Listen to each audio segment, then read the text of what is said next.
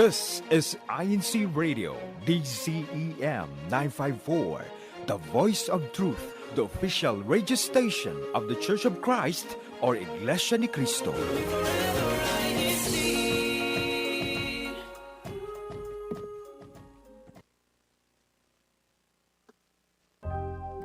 Welcome to How You Doin, a health and wellness podcast from INCRadio New York Satellite Studio.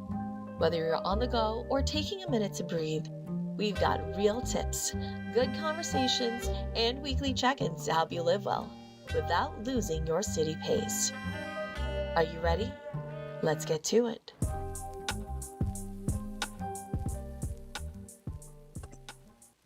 Good morning, good afternoon, and good evening, everyone. Thank you for tuning in to our How You Doing, brought to you by INCRadio New York Satellite Studio. So again, we are a health and wellness program that we're going to talk about in real practical ways that we can, fit into our everyday life. But today we're going to talk about common eye health with our lovely sister Gemma Stirba. Hello, Sister Gemma. How are you doing this morning? Hello, everyone. Good afternoon, and greetings to everyone that are watching today. Happy Saturday. Happy Saturday. I know she's been on our program previously, but just to, for those newcomers, can you kind of tell us what you do, what local congregation, and all that good stuff? Of course, my name is Sister Gemma Stirba. I am from Wyndham Congregation, and I am an optometrist. I've been practicing for at least 20 years and been here in Connecticut all years of my career. All right, thank you, Sister Gemma. And we also have Brother Christian and Brother Lance with us today. How are you all doing on this, I guess, warmish? No. Cold Saturday. It's not warm. It is not warm. It is very cold up here in Rochester. I think it's the current temperature. It is 12 degrees, and it probably feels like in the negative ones since last night. I was in the Philippines for a short while, and just got back right at the same time as the snow started pouring up here. So it's been a while. It's been nice to be back. So it was a nice short vacation. But Brother Christian, how are you doing also today? Hello, everyone. I'm doing great. It's 17 degrees here in Long Island City, so it is. We're all in the same boat. And of course, hi, Mom. To Gemma, she is my on-screen mom. If you guys didn't know, in one of our previous films on INC in cinema, so it's always nice to see my on-screen mom on here. Yes, we are. We are experiencing some cold, and it's good to have, I guess, mini family reunion today. So anyways, we'll go on to our next segment for Where You At? Again, this is our time to represent our local congregation or extension or group worship service. So don't forget to, when you leave a comment or answer our question, to leave your name, your local congregation, and whatnot, and then we will, again, try to recognize those for our next show.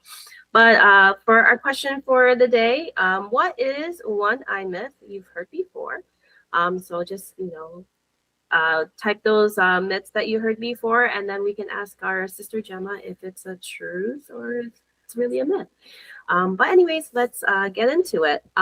So from things we were told growing up to advice we see online, a lot of what we believe in about our eyes isn't always accurate. So today we'll talk about myths around everyday vision use, eye diseases, glasses, contacts, and screens, what's true, what's outdated, and what you actually need to know.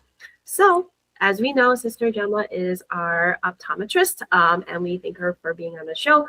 But I guess we can get into the myths that we heard throughout our life. So what is one common myth people believe about everyday eye use? I think my favorite one I get all the time, patients ask me, is the glasses that I receive is making my eyes worse, or it's making me wear my glasses all the more.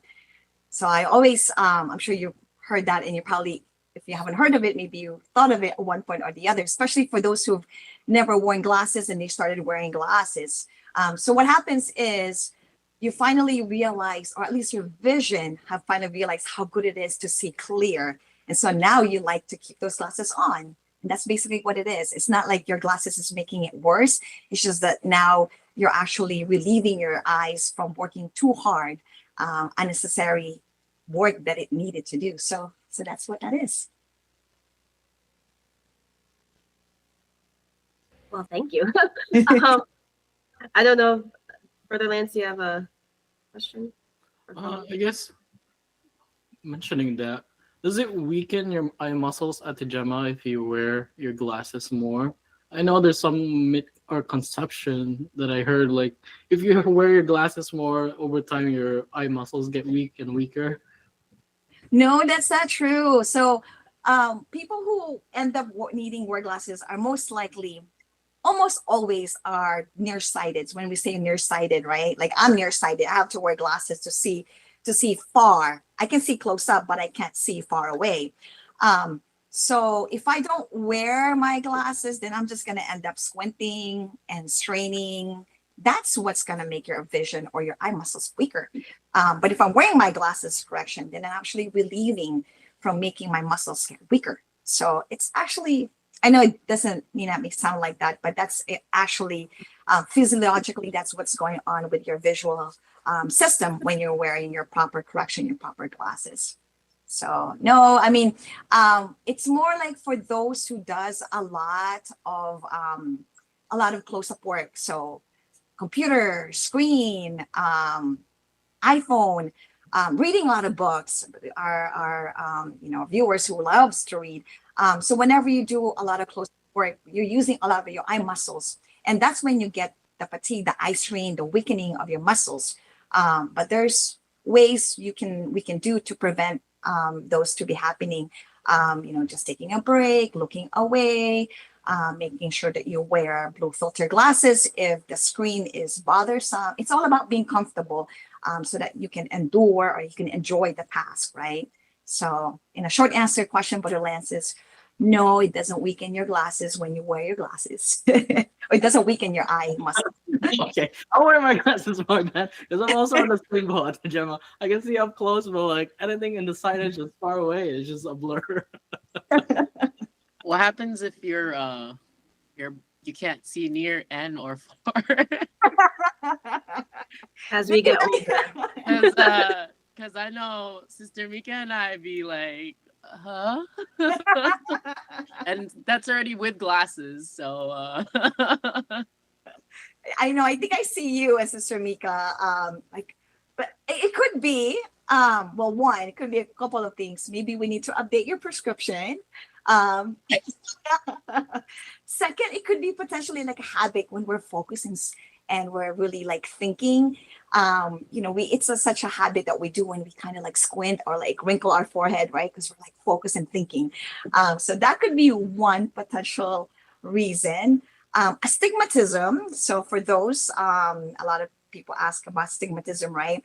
Astigmatism is what makes you blurry both far and up close. So probably for the question is, Sister Mika, maybe you guys have astigmatism, and that's why you need your glasses more of like a full-time wear. It helps you to see, focus better far and also up close.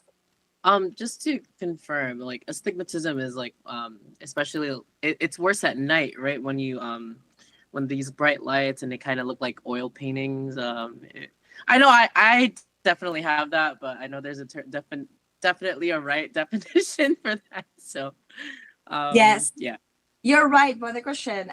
So astigmatism essentially what it is, or I guess you can say the definition is the front surface of your eye is like a football shape. So normally we have a nice sphere, like a ball shape, like a basketball shape, cornea or eyeball.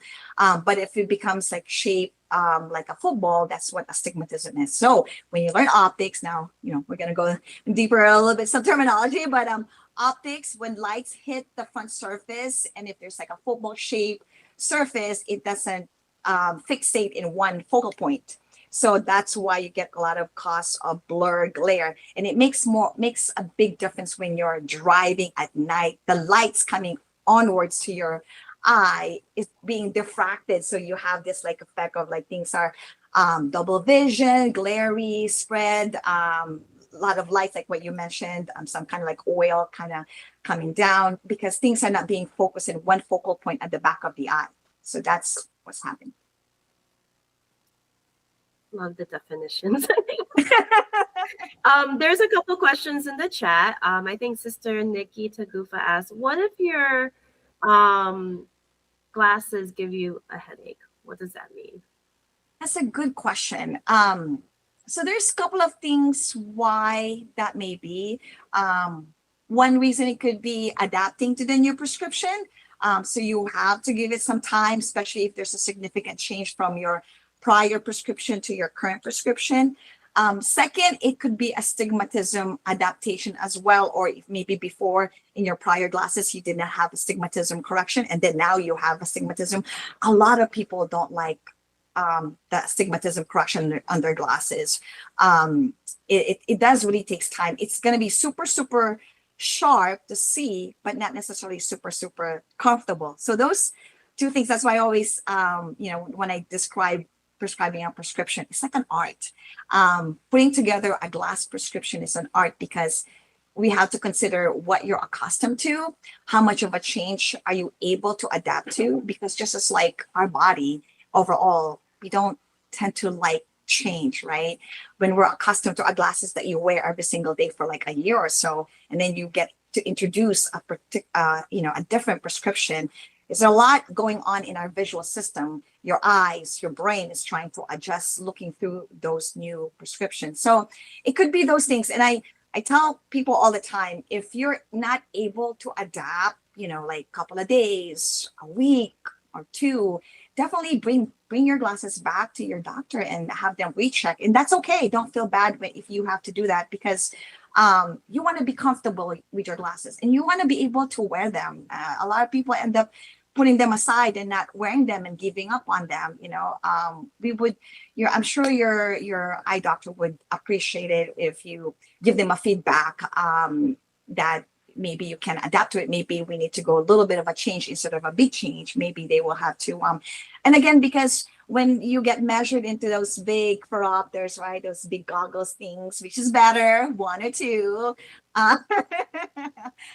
When we translate that prescription into these glasses, it's gonna feel and look different because we have to think about the shape of the frame, how thick the lenses is gonna be.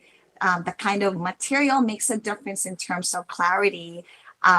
Plastic versus different kind of lenses have what we call optical aberrations, like those sprinkle of like lights that you see, reflections.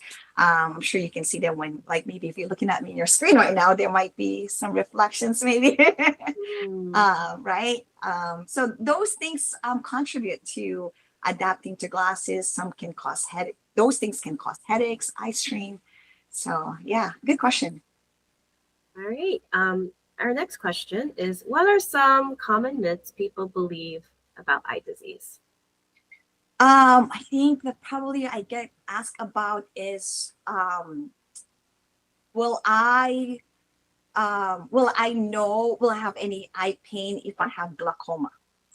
I think I get asked a lot about that. Glaucoma is one of the prevalent eye disease or pathology, especially among elderly population. So the answer is no, because glaucoma, is what we call silent disease. You don't have any symptoms. You're not going to have any pain. You're not going to wake up one day, no vision. It creeps. So it develops over time. So that's why regular eye checkup, comprehensive, like getting your eyes dilated regularly, that's the only way your doctor can see if you have a risk to develop glaucoma. And glaucoma is a kind of eye disease that we can't cure or treat it. It's genetics, and it's at this time there's no science or research. We have not found any cure for glaucoma, but we just, all we have is preventive medicine, and early prevention is always the key to avoid losing any vision from glaucoma. right, good to know. There's a question about, I guess, red eye. You know, I know we mentioned it in our pre-show. So, what are some common myths about like having red eyes? Oh yes, I like this one too. Oh, I have red eye. I'm contagious. Stay away from me. Or you're gonna give it to me, and then next thing you know, the next day I have pink eye. It's not necessarily true. Not all pink eye are contagious because it all depends on what causes the pink eye. So if it's viral infection, just as like cold, flu, right? Those are contagious. We can get flu from someone, right? So same thing. If it's a flu type of a cause of a pink eye, then yeah, you can rub and then shake someone's hand and then rub your eye and then you can get pink eye that way. Bacterial can also be contagious as well. But the ones that are not the pink eye that are not contagious are the allergic one. So you can have pink eye when you're having allergies, right? So when you're like super itchy, burning, and then you might have like lid are like so itchy, you're like trying to. So those are itchy is a big thing. So if it's more itchy and then causing the pinkness of your eyes, that's more like allergy, and those are not contagious. You're not gonna spread that around. So. Before we move on, I actually wanted, since we're on the topic of pink eye, how would one prevent themselves from making it worse if they do contract conjunctivitis or pink eye? So if it's a pink eye because of viral, like, so you'll have other symptoms too, Brother Christian, right? So if you have like coughing, right, or you have other flu symptoms, congestion, fever, maybe. So likelihood it's a flu type of pink eye. Washing your hands religiously and 20 seconds, your ABC, good amount of time with warm water and soap. That's the best how you will be able to spread, because we touch the doorknob, we touch, right? We love to touch things. And so that's that's the most common way how you're spreading these pink eyes. Also, if you can, easy said than done, but if you can avoid touching your eye. So if they're like uncomfortable, if you want to touch your eyes, then maybe use like a warm water towel, to kind of pad if you feel like you have that urge to want to touch your eye, or wash your hands right away as soon as you realize you touch your eye. So that's probably, and certain eye drops. So obviously I would suggest you seek for the help of your provider, your eye care professional to see what will be the appropriate eye drops, because you would want to know what causes it. Because if it's viral, maybe there's some kind of medication, steroid, antibiotic. If it's bacterial, that needs to be prescribed. So I asked because last time I actually got that, and I think Abby remembers this story because I asked her.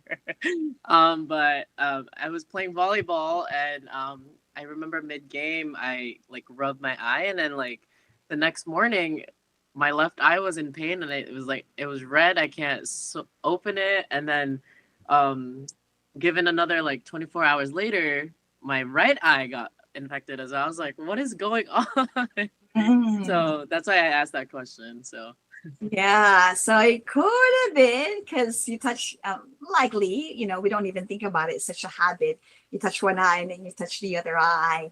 And so that's how you kind of spread it. It flares up, and sometimes a foreign body. So you said you were playing volleyball. So it could have been that you got something in the eye and then you rubbed it, it got infected, and then it's anything like a wound. Once it's open, then you're kind of open to anything that could happen, right? Right. Yes. So we have, Brother Lance, go ahead. Yeah, one question at the Gemma. Those eye drops you get from like over the counter, especially in the Philippines. Is that okay to use when you have dry eyes also at the Gemma? Oh, there's so many eye drops everywhere. Yes or no? We gotta be really so there's I don't know if you ever guys have heard, like here, at least in our country, right? Was it last year when there's quite a few of those eye drops that kind of got pulled out of the market because they found that they were made in certain facilities overseas and contamination, and actually have caused some eye condition, and unfortunately some have really poorly affected their vision permanently. So I personally, I would always just advise probably more of the branded names, if anything, just because, especially here in this country, they're regulated. So we know that they're coming to the right, or facilities that are being quality control. So I don't know about things overseas. I get nervous if I don't know what their name and what their brand is, if I never heard of them. So be cautious or look it up, Google it. Our next question at the Gemma is: what are some common myths people believe about glasses and contacts? And is it true that contacts do go over your eyes or something, or like behind your eyes? Your How many people believe Go in it? ahead, what a question. Sure, what happens? Oh, for those of you that don't wear contacts, it's not a well, at first it's not when I first got contacts, I was very it was an unpleasant feeling to put them on. So I probably spent like maybe 15, 20 minutes in the bathroom mirror just like poking my eye out like this and like I don't know, but I was in there. I was in there, and then somehow I got it in there, and then I started to panic to remove it out. So to Gemma, take it away.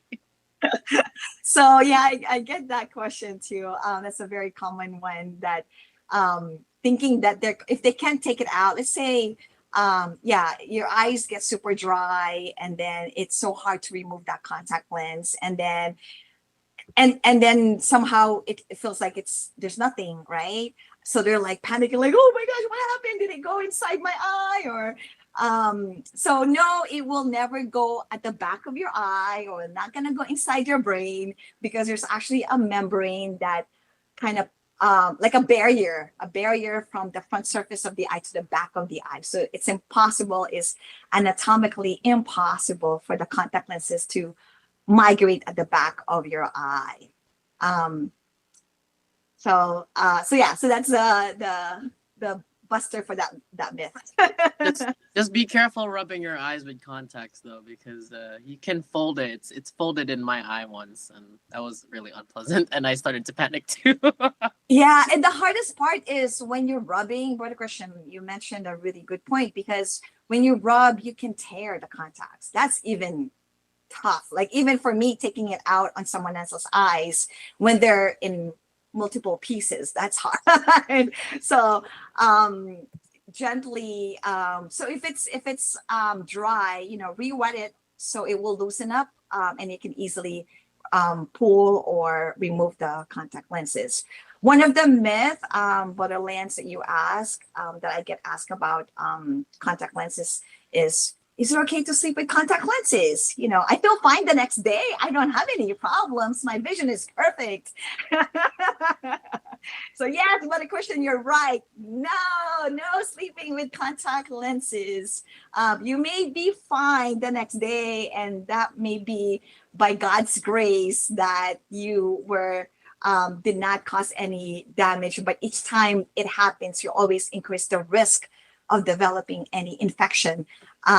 So, and it's like, a domino effect, or it's a compounding effect that after the second time or the third time, then voila, you could have infection, and it could be the kind of infection that will create a permanent damage. So don't take that risk. We only one set of eyes. So, But also, it's like, I mean, life happens. We all get tired. If you wear contacts, sometimes we're so tired, you just want to, you end up falling asleep. And personally, that's happened to me. And like, I have slept with contacts on, but all I can say is it is an uncomfortable feeling to remove them the next day. So, don't do that. But pro tip is hot water. Like just do hot water in your eyes first if you do have to remove it, and then wash your hands, and then, just a safe way of removing. And oh yeah, since contacts, for most people that don't have them or are thinking about getting them, Sister Gemma,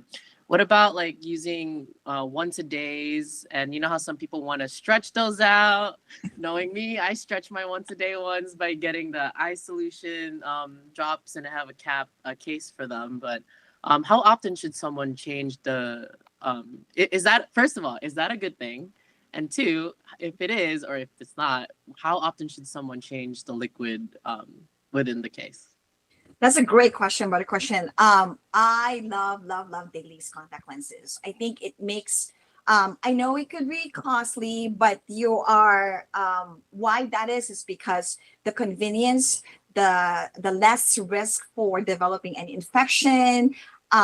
It's just so much more the less risk to fall asleep with your contact lenses because, like what you said, brother Christian, sometimes the days goes long and you forget and you fall asleep. But if they're dailies, you can just take them out, toss them in the garbage, then go to sleep. You don't have to worry about cleaning them, putting them in solution, well, yada, yada, yada.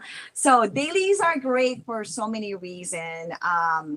They're more also, I find them a lot more comfortable also, the dailies, for those who have dry eye condition, for those who do a lot of close-up work or on the computer screen 9 hours a day, 5 days a week. Dailies are more moisturized, more oxygen, more comfortable. So there's a lot of medical benefit in it, and it's practical, And so to answer your question, but the question also you mentioned, try not to overwear your dailies the next day because they're thin. So those are the ones that will tend to like wear off really easy. And those are the ones that I find in clinic get torn like in multiple pieces because they wear it again the next day. So just be careful with overwearing your dailies. Solution, if you are, so for those who wear 2 weeks bi-weekly contact lenses or monthly disposable contact lenses, even though, let's say, for example, you decide you don't want to wear contact lenses today, so you're going to put them back, or you're going to keep them soaking in your solution. Make sure you always renew the solution. So pretend you're wearing your contact lenses that day, but just throw away the solution, put in a brand new solution because they also wear off after like 12 hours that they've been sitting in there. It become like a good petri dish, bacteria, because all the bacterial component of that solution kind of dissipates, ineffective after 12, 15 hours. So replace the solution, put in a brand new solution, and then decide the next day if you want to put them on or not. We have so much to talk about.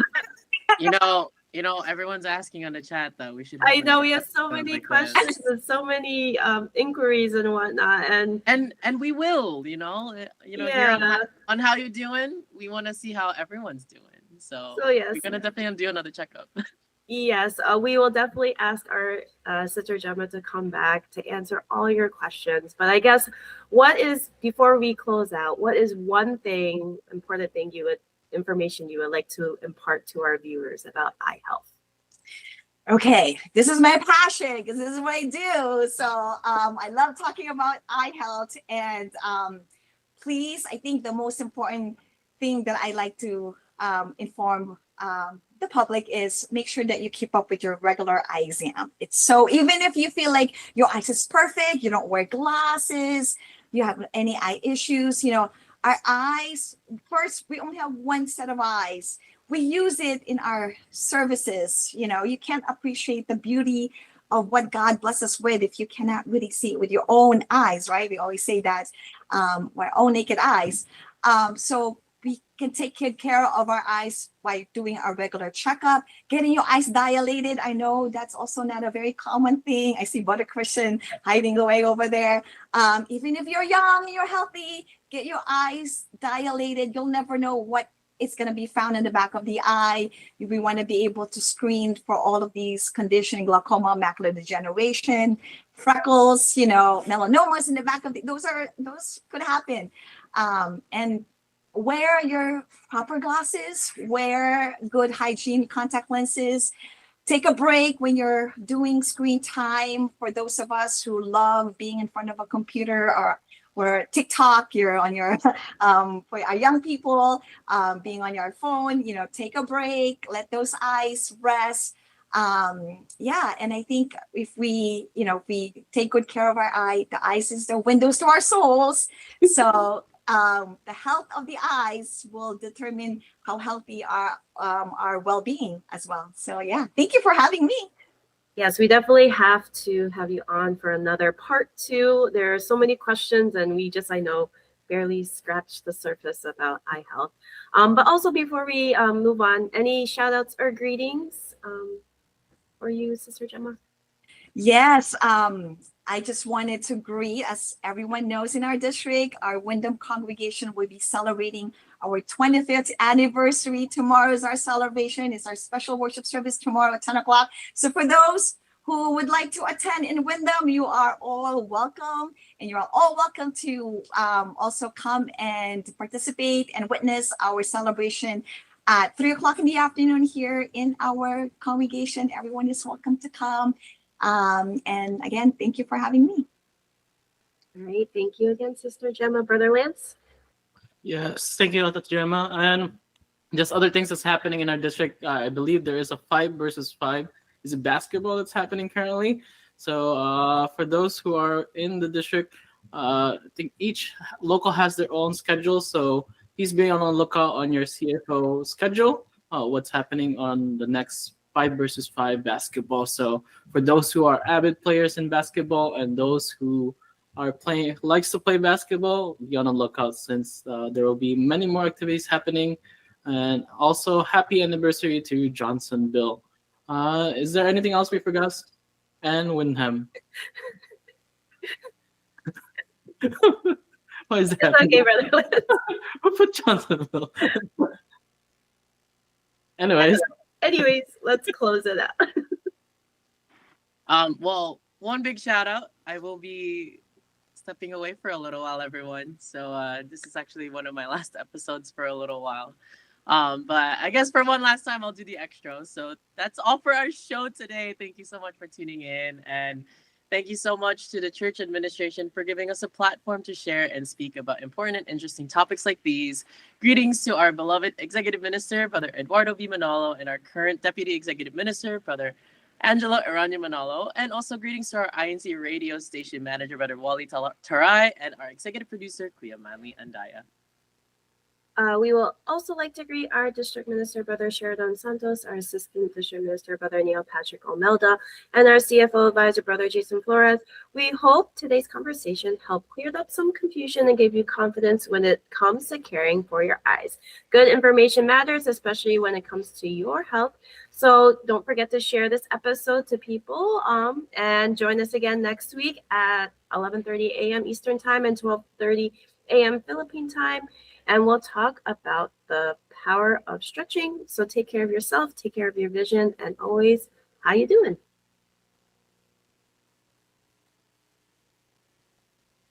Stay warm.